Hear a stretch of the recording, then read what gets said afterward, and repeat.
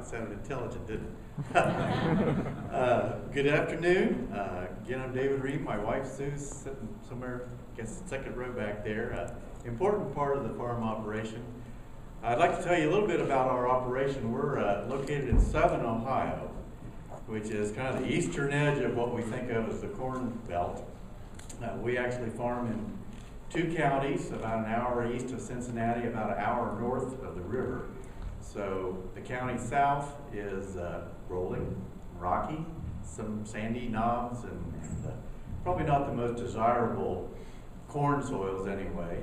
The county north is glaciated, and therefore a lot flatter, some black soil, some pretty stuff, some weed challenges for us, but pretty much a more productive land. And so we have the challenges of operating in both types of situations. The farm has grown over the years. My grandfather, we're actually 4th generation on the farm now. My grandfather started farming in 1930. His family before him were stonemasons. So we're this 4th generation. He farmed with horses. He added to the farm a tractor and a corn picker, I guess, in the 40s.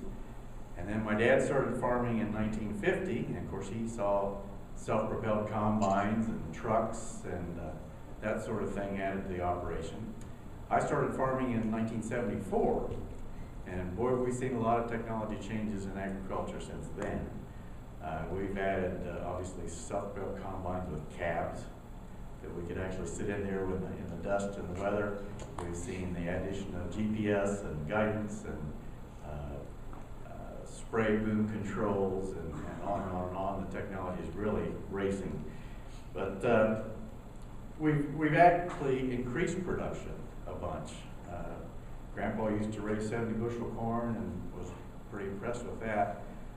If I raised 70 bushel corn, I probably would not be farming today because you just cannot afford to do that today. We're probably the size of what I would consider to be an average commercial farm in the Eastern Corn Belt. We're operating about 2,000 acres now, my son and I, with a little bit of part-time help, very little actually. We actually hire some truck drivers in the fall. But don't have any livestock like my father and grandfather did. We just specialize in grain production. And so it's a little different than maybe what you think of a farm that you see on TV and maybe some would have us go back to. I'm not sure that could ever happen. Anyway, we've been no-tilling on this farm now since 1978. One of the early adopters of no-till, and it was primarily a labor situation. When I came back to the farm, we started adding acres, actually started renting farms, which was relatively new, at least for us. Pretty much you farmed what you owned. Until that time, we started renting neighbors' farms as they retired and built the operation actually over to almost 3,000 acres. But we've reduced some since then. The challenges that we face farming in the Eastern Corn Belt, I don't know whether you saw some of the maps that Vince showed, we don't have quite the yield. I think our county yield, the soybean yield is like under 40 bushels now. So don't have the yield potential maybe, but although I'm going to be listening to what Kip Collars has to talk about, I'd like to grow some 100 bushel beans too. We had the challenges that we faced this year were, of course, late planting.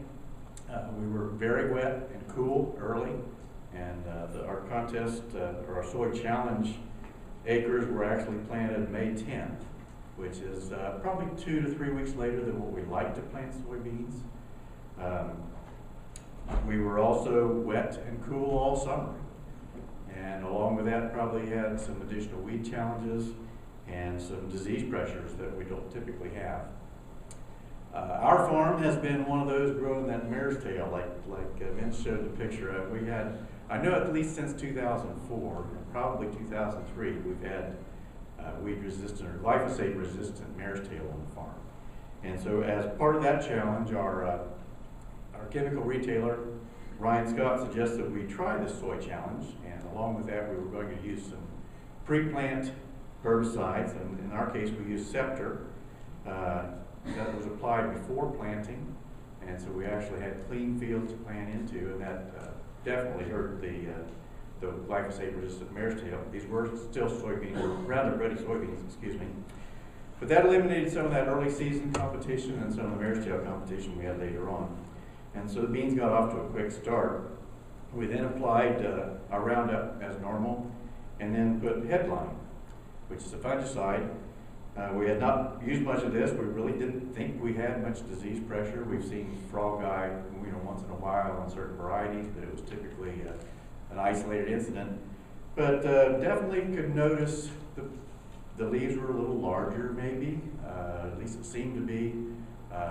Definitely had less disease pressure, I think, and that we could see that in the crop.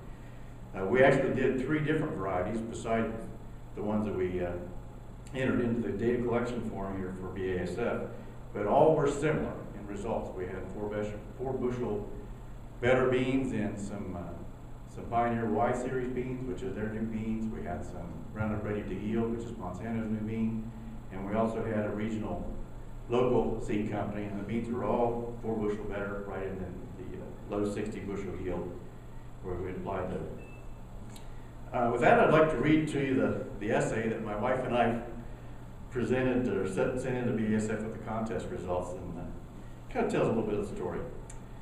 What a rich history we have on Roehm farms in southwest Ohio.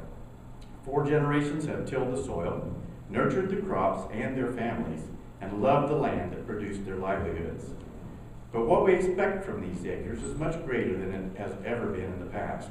With the tight margins we are experiencing, getting the most out of available resources is of paramount importance. We worked closely with our chemical representative, and when he mentioned the 2009 Secure Optimal Yield Challenge and how it could help us be more successful in our soybean production, we were ready to give it a try. One of our challenges is early weed control. We're 100% no-till, and every seed we plant needs an opportunity to thrive and grow to its greatest potential. We use Scepter as a pre-plant herbicide program.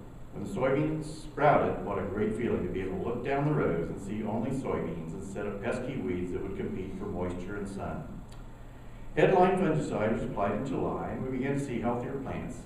These plants had more and cleaner leaf area to maximize the conversion of sunlight and to improve seed and pod quality. They were more efficient and tolerant to stress. We saw an increase of 4 bushels per acre on side-by-side testing.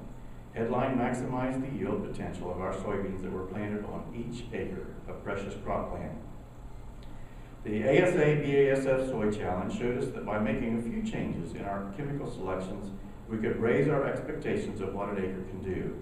My wife Sue was happy because with the increased profits, finally allowed her to remodel her 30-year-old kitchen. So with that, I'd like to thank the ASA and BASF for sponsoring the contest and allowing us the opportunity to participate and to learn a new and profitable production practice. Thank you.